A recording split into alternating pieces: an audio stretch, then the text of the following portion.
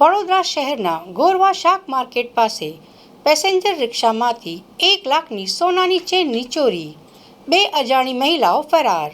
વડોદરા શહેરના ગોરવા વિસ્તારમાંથી સોનાની ચેનની ચોરીની ફરિયાદ નોંધાવી. ફરિયાદી હંસાબેન કિશોરભાઈ શર્મા, રહેઠાણ તુલસી કોમ્પ્લેક્સ, ગોરવા. ગોરવા પોલીસ સ્ટેશનમાં ફરિયાદ નોંધાવી છે. પ્રાપ્ત માહિતી અનુસાર હંસાબેન અને તેમની બહેન ગીતાબેન મુકુટા ગામે બેસરામાં ગયા હતા. પરત ફરતી વખતે મુકુટા બસ સ્ટેશન પાસે તેઓએ પોતાની 20 ગ્રામની સોનાની ચેન રોકડા સાથે પર્સમાં મૂકી દીધી અને તે પર્સ મોટા થેલામાં મૂકી દીધું. ત્યારબાદ ગતરોજ સાંજે તેઓ વડોદરા સેન્ટ્રલ બસ સ્ટેન્ડથી રિક્ષા કરીને ઘરે જઈ રહ્યા હતા. રિક્ષામાં તેમની સાથે અન્ય 2 અજાણી મહિલાઓ પણ બેઠી હતી.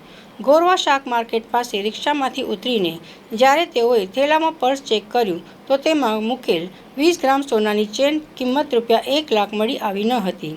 હંસાબેને આક્ષેપ કર્યો કે રિક્ષામાં બેઠેલી તે અજાણી મહિલાઓએ એમની નજર ચૂકવીને થેલામાંથી પર્સ કાઢીને સોનાની ચેનની ચોરી કરી લીધી છે.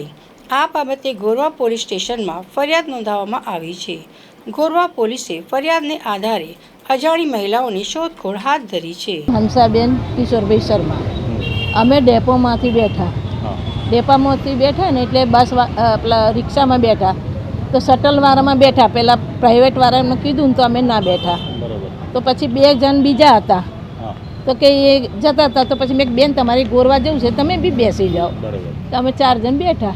પછી અમે આવ્યા ને તો અમે તમારે કઈ ઉતારવાનું છે? પેલા ભાઈ મેં કીધું એમને કઈ ઉતરવાનું છે કે એ તો ગોરવા અમારે ઉતરવાનું. અમે અહીં ઉતરી ગયા, એ સહયોગ ઉતર્યા. તમને કઈ રીતે ખબર પડી? શું ખબર કઈ રીતે પડી તમને? મને ઘરે જઈને પડી. શું હતું બેગમાં તમારે? બેગમાં જ મારા કપડાં જ હતા અને પર્સ હતું ને મારું, એમાં એક પર્સમાં મારું પરચુનર હતું થોડું, એ તો મારું પાસે જ છે, આવી ગયું ઘરે.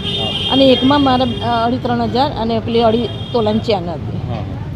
શું થયું પછી? કોને જાણ કરી આ ઘટનાની? તમે અત્યારે કઈ જગ્યાએ? અહીંયા અમે આવ્યા જાણ કરો.